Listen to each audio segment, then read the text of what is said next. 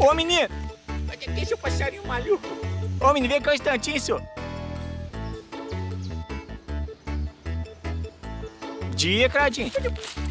Bom dia. Eu tô vendo você brincar com a sua arminha aí, mas você sabe o que acontecia de verdade mesmo? Se você tirasse uns passarinhos, só que de verdade. Não, mas eu não atiro nos passarinhos, não. Não machuca eles, não. A minha arminha é de aguinha, ó.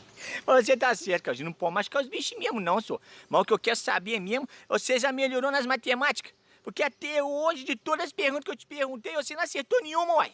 Mas também você só fez pergunta difícil. Você tem que fazer as perguntas mais fáceis. Mas agora você pode perguntar o que você quiser, que eu passei de ano, eu estudei, eu sou sabidão. Ah, mas vamos ver se você tá bom mesmo, uai. Imagina que no galho de uma árvore tem 3 passarinhos. Aí você vai e atira num passarinho, tuf, cai no chão. Quantos que fica? Não fica nenhum. Com o barulho do tiro, sai todo mundo voando. Ah, meu Deus do céu, mas é 2 passarinhos que fica, Claudinho. Errei? Mas é claro que errou, uai. Eu posso fazer uma pergunta? Pode fazer a pergunta, uai. Pergunta de quê? De matemática, de português?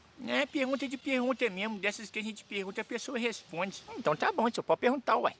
Você tem uma visita na sua casa, aí você quer que ela vá embora, mas sem ter que mandar ela embora.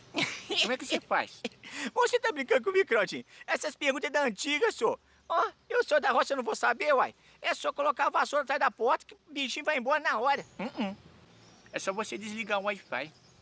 Eu esqueci desse tal do Wi-Fi, senhor. Aí essa visita volta no dia seguinte, te chama no portão e você não atende porque ela é chata. Mas aí ela fica insistindo e não vai embora.